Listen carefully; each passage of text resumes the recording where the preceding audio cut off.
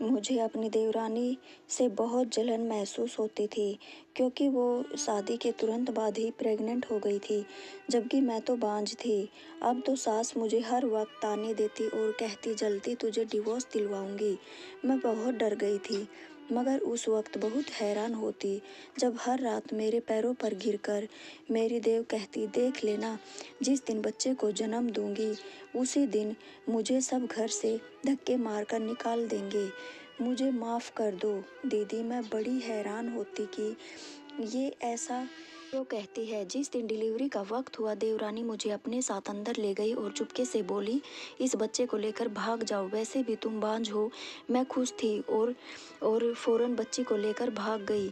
जैसे ही दूध पिलाने के लिए मैंने बच्चे को कपड़ा हटाया तो मेरे होश उड़ गए, क्योंकि वह बच्चा नहीं बल्कि पति का बड़ा।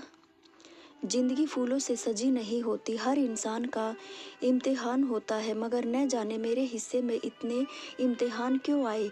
मैंने जो सोचा था कि शादी के बाद मेरी ज़िंदगी खुशियों से भर जाएगी, मैं अपने ससुराल वालों पर राज करूंगी, वे खुशी भी मेरे दिल में इसलिए पैदा हुई थी क्योंकि मैं बहुत ज़्यादा सुंदर थी। हर देखने वाला मुझे सराहता था, मगर शादी के बाद मेरी ज़िंदगी में सिर्फ बदलाव आया, जिससे कोई खुशी नहीं मिली। मेरी खूबसूरती से मेरी ननद बहुत जलती थी। इस बात का अंदाज़ा मुझे शादी के दूसरे दिन ही हो गया था, जब मैं सुबह नहाकर कमरे में बाहर निकली ताकि अपने और अपने पति के नाश्ता बना सकूं। मगर मुझे पता नहीं था कि मेरा ना होने पर मेरी ननद मेरे कमरे में घुस जाएगी। जब मैं नाश्ता बनाकर वापस कमरे में आई तो उसने मेरा वाला सामान उलट पुलट किया हुआ था।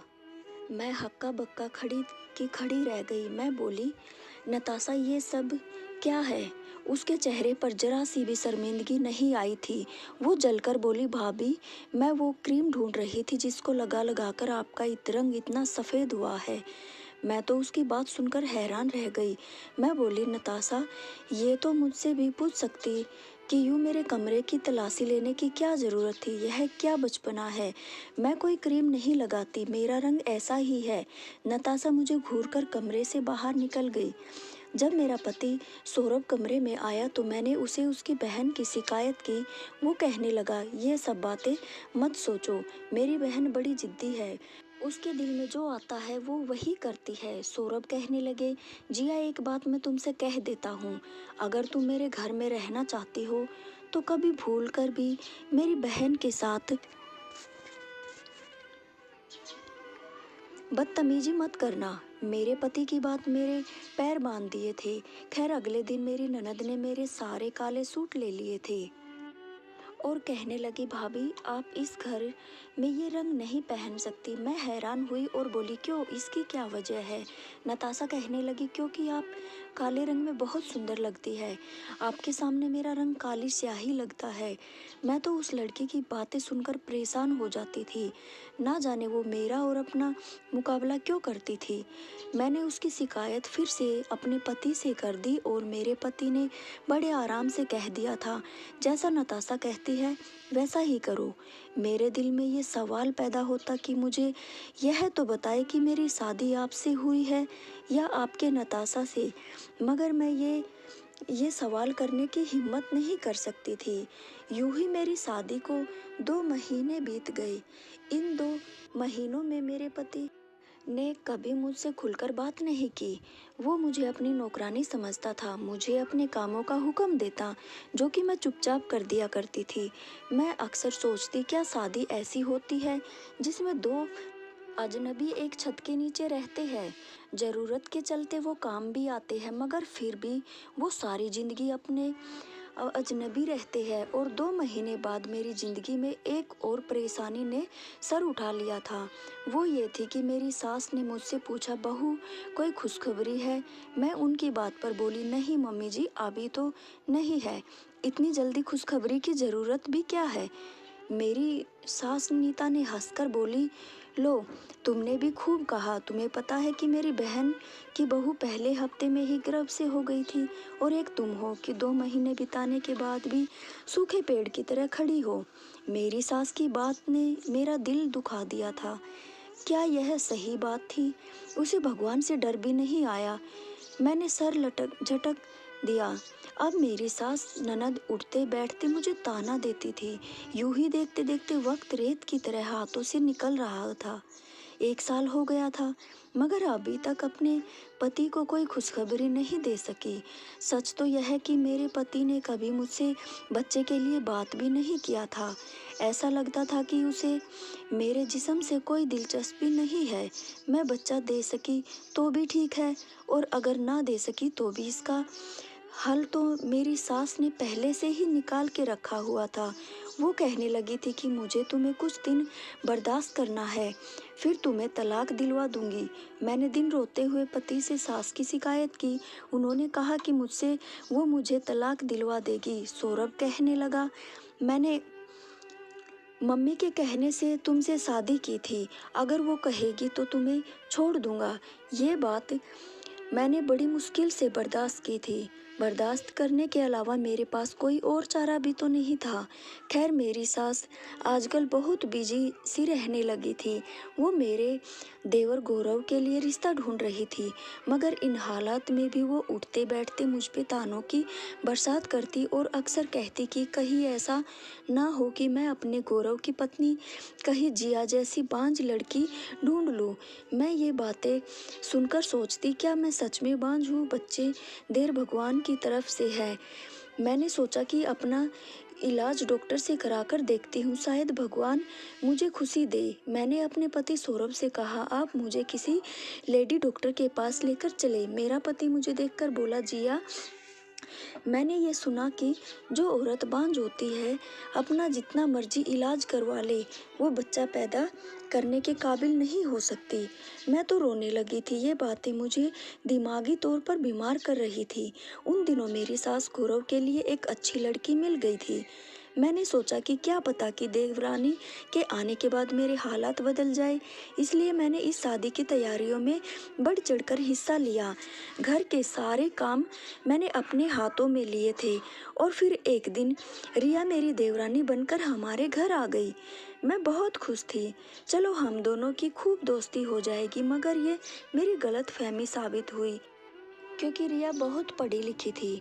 वो अपने काम से ही काम रखती थी, किसी के साथ ज़्यादा बातचीत भी नहीं करती थी। मैं ही बहाने से उसका दिल जीतने की कोशिश करती थी, मगर वो कोई खास जवाब ही नहीं देती। असल में रिया अपने लिए जगह ढूंढ रही थी। मेरी ननद नताशा भी रिया के साथ बहुत अच्छी थी। उसने रिया पर किसी तरह की कोई रोक टोक नहीं लगाई कि आप ये रंग नहीं पहनेगी या वो। रिया की शादी को अभी 4 हफ्ते ही हुए थे कि उसका जी मिचलाने लगा, और ये सब देखकर मैं अंदर ही अंदर डर गई कि कहीं ऐसा ना हो जाए कि रिया प्रेग्नेंट हो। अगर वो प्रेग्नेंट हुई तो नहीं तो मेरी ज़िंदगी खराब कर दी जाएगी। एक दिन रिया कराकर गिर गई। उसे अस्पताल ले जाया गया तो पता चला कि वो प्रेग्नेंट है, और ये खबर मुझ पर बिजली बनकर गिरी। उस दिन के बाद तो मेरी सास को मुझे कोसने के लिए बहाना मिल गया था। वो उठते बैठते मुझे बांझ बन के ताना दिया करती थी। सिर्फ इतना ही नहीं, मेरी जवान ननद भी मुझे ताना देने में पीछे नहीं थी। मैं तो हैरान होती कि वो कैसी लड़की है जिसे इस बात से भी डर नहीं लगता कि मेरे बड़े बोल मेरे आगे ही ना जाए। रात हुई तो अपने कमरे में जाकर लेट गई थी। मेरा दिल बहुत ज़्यादा अंदर से रो रहा था। तभी मेरी देवरानी मेरे कमरे में आ गई थी। यह पहली बार हुआ था। इससे पहले तो कभी मेरे कमरे में नहीं आई थी। उसकी आंखें भीगी हुई थी। मैं जल्दी से उठकर बैठ गई थी। मैं बोली, क्या बात है रिया, सब ठीक तो है ना? तुम्हारी तबीयत तो ठीक है ना?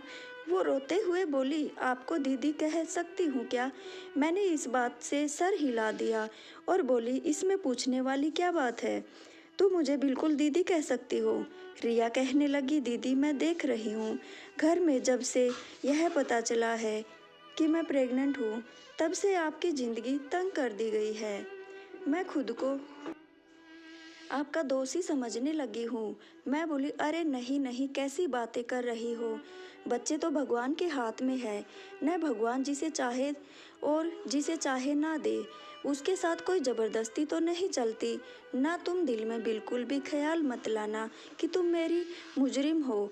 उसने इधर उधर देखा और फिर धीरे से बोली, दीदी आपको एक बात बताऊं, ये जो लोग अभी मेरे प्रेग्नेंट होने पर खुश हो रहे हैं न, जिस दिन मैं बच्चा दे दूंगी यही लोग मुझे धक्के देकर इस घर से निकाल देंगे। मैं परेशान हो गई और बोली, बुरी बात है, भगवान ना करे कभी तुम पर ऐसा दिन आए, भगवान सब अच्छा करेंगे। वो मेरी बात सुनकर मुस्कुरा दी और उठकर मेरे कमरे से बाहर निकल गई। थोड़ी देर बाद ही कमरे में सौरभ आ गए। वो बहुत बेचैन लग रहे थे, कमरे में यहाँ वहाँ टहल रहे थे। इससे पहले मैंने कभी उन्हें इतना परेशान नहीं देखा था। ऐसा लग रहा था जैसे वो मुझसे कुछ कहना चाह रहे हो, पर उन्हें कोई शब्द न मिल रहा हो। मैं खुद ही आगे बढ़कर बोली, क्या बात है सौरभ, आप मुझसे कुछ कहना चाहते हैं? मेरी बात सुनकर उन्हें थोड़ी हिम्मत मिली थी।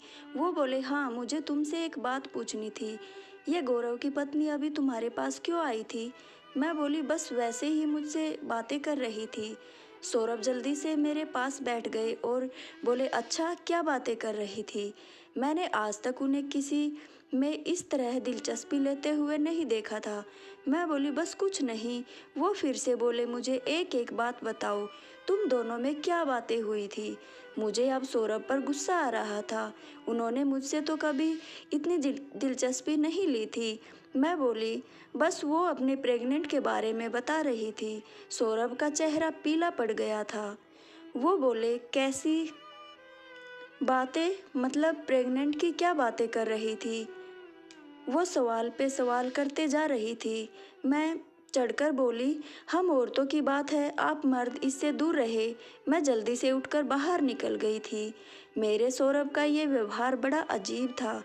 मुझे तो रिया की बातें भी अजीब लगी थी, लेकिन दोनों ही अपनी बातों के पीछे छुपे राज से मुझे आगाह कर रहे थे। उधर मेरी सास तो रिया की तारीफ किए जा रही थी, जबकि गौरव भी बहुत खुश था। वो अपनी पत्नी के लिए तरह तरह के फल लाता था और ये सब देखकर मेरे दिल पर चाहत रह जाती थी। अक्सर यह ख्याल भी आता कि भगवान वहाँ किस चीज़ की कमी है। अगर वो मेरी देवरानी को बच्चा दे सकता है तो मुझे क्यों नहीं दे सकता। मैं इतनी बातों को सोच रही थी जबकि सौरभ नाश्ते के लिए किचन में आ गए थे। वो बोले, क्या सोच रही हो? मैं बोली, मैं सोच रही थी कि मैं किसी डॉक्टर के पास चली जाऊं खुद से। इस बार आपको नहीं कहूँगी, आप मुझे साथ ले चले। मेरी बात सुनकर सौरभ हंसकर बोले, जिया तुम अब भी नहीं समझ पाई। रिया के प्रेग्नेंट हो जाने के बाद तो तुम्हें अपने बांझपन का यकीन हो जाना चाहिए था। तुम ना जाने अब तक किस गलतफहमी में बैठी हुई हो। मैं ये सब बातें सुनकर तंग हो चुकी थी। पहले तो बहुत रोया करती, मगर अब तो रोना भी नहीं आता था। सौरभ नाश्ता करके चले गए तो थोड़ी देर बाद रिया किचन में आ गई। वो बोली, दीदी मुझे बहुत भूख लगी है। मैं बोली, तुम बैठो, तुम्हारे लिए नाश्ता बना दूँ। वो मेरी बहुत इज्जत करने लगी थी। जब से पता चला कि रिया प्रेग्नेंट है, तब से मेरी सास उसे काम नहीं करने देती थी। यहाँ तक कि नाश्ता भी खुद बनाकर दिया करती थी। वो नाश्ता करने के बाद और बोली, दीदी आपके घर वाले कहाँ है? आपसे कभी मिलने क्यों नहीं आते? रिया की बात सुनकर ना चाहते हुए भी मेरी पलकें भीग गई। मैं बोली, रिया मैं जब छोटी सी थी तब मेरे पापा की मृत्यु हो गई थी। बहन भाई तो मेरा कोई था ही नहीं। अब मेरी शादी हुई और कुछ दिन बाद ही पता चला कि अब मम्मी भी चल बसी। मेरा कोई मायका नहीं। मुझे पता है कि मेरी सास ने मुझे अपने बेटे के लिए पसंद भी इसलिए किया था क्योंकि मेरे आगे पीछे कोई नहीं था। अब देखो ये लोग मेरे साथ क्या सलूक कर रहे हैं। अगर मेरे आगे पीछे कोई होता तो मुझे ये दिन न देखने पड़ते। रिया मेरी बातें सुनकर बहुत उदास हो गई थी। मैं बोली, रिया भगवान का शुक्र है कि तुम प्रेग्नेंट हो, वरना तुम्हें भी ये ही सब झेलना पड़ता जिनसे मैं गुजरी हूँ। रिया की आंखों में बड़ी उदासी छा गई। वो बोली, क्या हुआ? अगर अभी मुझे वो दुख सहना नहीं पड़ा जिससे आप गुजर रही है। मैं जब बच्चे को जन्म दूंगी तब आप देखना मेरे साथ ये लोग क्या सलूक करते हैं। मैं बोली, रिया मुझे बताओ तुम ऐसी बातें क्यों करती हो? मुझे तो लगता है कि बच्चे देने के बाद तुम इस घर की लाडली बहू बन जाओगी। वो हंसकर बोली, आपको कोई बुरा सपना आया है। इतना कहकर वो चली गई थी। रात हुई तो वो फिर मेरे कमरे में आई, हाथ जोड़कर मुझसे माफ़ी मांगती रही और रोती रही। मुझे नहीं पता कि वो ये सब क्यों करती थी, मगर यूं ही वक्त बीतता गया और उसका पेट फूलने लगा था। उसकी डिलीवरी के दिन जो पास आते जा रहे थे, वो बहुत ज़्यादा परेशान रहने वाली थी। एक दिन सुबह से ही उसकी हालत बड़ी ख़राब थी। तब मेरी देवरानी अपने कमरे में चली गई। उसने अंदर से कमरे में कुंडी लगा दी। उसकी तकलीफ में भरी आहों की आवाज़ बाहर सुनाई दे रही थी। ऐसा लगता था जैसे वो किसी सच की बात से गुजर रही है। मेरी सास तो तड़प उठी थी। दरवाज़ा बजाने लगी थी कि बहू दरवाज़ा खोलो, तुम्हें डॉक्टर के पास ले चले। पर रिया बोली, नहीं मम्मी, मैं अभी डिलीवरी खुद ही करूँगी। उसकी यह बात सुनकर मेरी सास तड़प उठी, कहने लगी, ये कैसा बचपना और जिद है, ऐसा ना हो कि हम अपने वारिस को खो दे। फिर मेरी सास बोली, अच्छा चलो मैं किसी दाई को बुला देती हूँ। तब भी रिया ने मना कर दिया। वो बोली, आप बस जिया दीदी को मेरे पास भेज दो। मैं बड़ी परेशान हो गई थी क्योंकि मुझे इस बारे में कुछ समझ बूझ नहीं थी। मैं किस तरह रिया की मदद कर सकती थी। मेरी सास ने मुझे ज़बरदस्ती अंदर भेज दिया। मैं अंदर गई तो मेरे होश उड़ गए। रिया कंबल में बच्चे को लिए बैठी रो रही थी और मुझसे कहने लगी, दीदी आप इस बच्चे को लेकर भाग जाओ। मैंने कहा, मैं कहाँ जाऊँगी, तुम पागल हो गई हो क्या? फिर वो मुझसे विनती करने लगी। मैंने कहा, अच्छा ठीक है, पर ये बताओ मेरा तो कोई नहीं है, मैं कहाँ जाऊँगी? रिया ने मुझे एक पता लिख कर दिया और पीछे के रास्ते से बाहर निकल गई थी।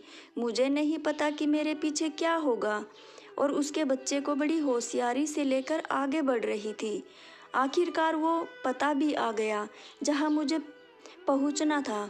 मैंने दरवाज़ा खटखटाया तो एक आदमी ने दरवाज़ा खोला। वो मुझे देखकर बहुत हैरान हुए और बोले, आप तो रिया की जेठानी है ना? देखकर मैंने इस बात में सर हिला दिया। वो बोले, आइए आइए। वो मुझे अपने साथ अपने घर में ले गए। वहाँ रिया की मम्मी और बहन भाई सब वहीं थे और उसकी मम्मी ने मुझसे पूछा कि आपकी गोद में क्या है? तो मैं बोली, रिया का बच्चा है, उसने आज ही इसे जन्म दिया। मेरी बात सुनकर रिया के मम्मी पापा और बहन भाई बहुत खुश हो गए और उसकी मम्मी ने जल्दी से आगे बढ़कर बच्चे के मुंह से कंबल हटाया। ये देखकर हम सब दंग रह गए कि वह बच्चा नहीं बल्कि मेरे पति का बड़ा। हम सब लोग हैरान रह गए। सब लोग मुझे अजीब निगाहों से देखने लगे थे और रिया की मम्मी बोली, बेटा तुमने हम सब से इतना बड़ा झूठ क्यों बोला? मैं रोने लगी। मैं बोली, नहीं आंटी, मैंने आपको कोई झूठ नहीं बोला, बल्कि ऐसा मजाक तो मेरे साथ रिया ने किया है। आंटी जी, रिया कहने लगी कि आप तो वैसे भी बांझ हैं, फिर आप ऐसे करें कि मेरा बच्चा लेकर इस घर से भाग जाए। मगर देखिए, यहाँ तो बच्चा है ही नहीं। तब रिया की बहन आगे बढ़ी और बोली, रिया आपके साथ मजाक नहीं कर सकती, ज़रूर कोई ना कोई राज की बात है, इस कंबल में छिपी है। इस कंबल में बच्चा नहीं है तो क्या हुआ? आपके पति के नाम की डॉक्टर रिपोर्ट तो है ना? मैं मायूस हो गई थी। मैं बोली, मुझे सौरभ की डॉक्टर रिपोर्ट का क्या करना? तब रिया की बहन ने वो फाइल मुझसे पकड़ ली थी। वो अब उस फाइल को पढ़ रही थी। वो एकदम से चौंक गई थी कि कहने लगी, ये देखो दीदी, मैंने कहा था ना कि रिया आपके साथ मजाक नहीं कर सकती। असल मजाक तो आपके साथ आपके पति और आपकी सास ने किया। ये देखिए, इसमें साफ साफ लिखा है कि आपका पति सौरभ कभी बाप नहीं बन सकता। दीदी, बांझ आप नहीं, आपका पति है। मैं ये बात सुनकर दंग रह गई थी। मैं फूट फूट कर रोने लगी। बोली, अगर उन्हें ये सब पता था तो फिर वो मुझसे जुल्म क्यों ढालते थे? सौरभ की रिपोर्ट के नीचे ही गौरव की रिपोर्ट भी थी। उसमें भी यही लिखा था कि गौरव भी बांझ है। तब सब लोग चौंक गए और रिया की बहन बोली, दीदी रिया ने आपके हालात देखकर झूठ मूठ का ड्रामा किया होगा कि वो प्रेग्नेंट है, क्योंकि वो जानती थी कि अगर वो ऐसा ना करती तो घर में सब उससे भी नफरत करने लगते। रिया ने ड्रामा किया तो उसकी सास को लगा होगा कि शायद चमत्कार हो गया और मेरे बेटे की खामी दूर हो गई, जबकि वो उन लोगों के साथ रहकर राज पता करना चाहती थी।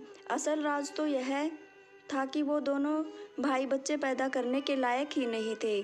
तो अब मुझे समझ में आया कि रिया क्यों कहती थी कि इन लोगों ने मुझसे बच्चा छीनकर मुझे घर से निकाल देना ही है।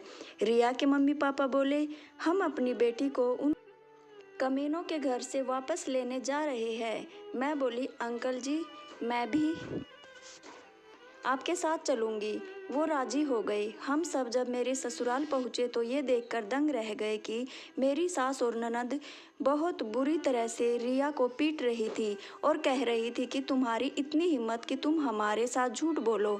अंकल को बहुत गुस्सा आया। उन्होंने पुलिस को फ़ोन कर दिया। मेरी बेटी की ससुराल वाले उस पर जुल्म कर रहे हैं। सौरभ भी अपने कमरे से बाहर आ गया तो मैं आगे बढ़ी और एक ज़ोरदार थप्पड़ उसके मुंह पर मारा और फिर थूक कर बोली, मैंने अपनी ज़िंदगी में तुम जैसा कमीना इंसान नहीं देखा।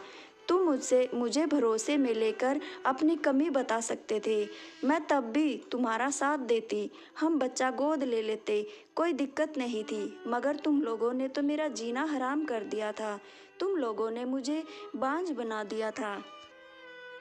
मुझे फ़ौरन तलाक दो। सौरभ ने तो मुझे तलाक दे दिया, मगर गौरव बोला कि मैं अपनी पत्नी को तलाक नहीं दूंगा। मैं उसे इस धोखे का मज़ा चखाऊंगा जिसमें उसे मुझे पिछले 9 महीने से रखा हुआ था। इतने में पुलिस आ गई थी। पुलिस ने दोनों भाइयों को अपनी पत्नियों पर जुल्म करने में गिरफ्तार कर लिया। उसके बाद रिया के मम्मी पापा मुझे अपने साथ ले गए। वो कहने लगे कि आज से तुम हमारी बेटी बनकर रहोगे। रिया ने अपने पति पर तलाक का मुकदमा दर्ज कर दिया था। उसे भी अब तलाक मिल गया था और यूं हम दोनों लड़कियों की जिंदगियां रिया की समझदारी की वजह से बच गई थी और आज हम बहुत खुश हैं। अंकल ने हमारी शादी करा दी और हम पर अब 2-2 बच्चे भी हैं। अगर कहानी अच्छी लगी हो तो वीडियो को लाइक, शेयर एंड सब्सक्राइब ज़रूर करें। धन्यवाद दोस्तों।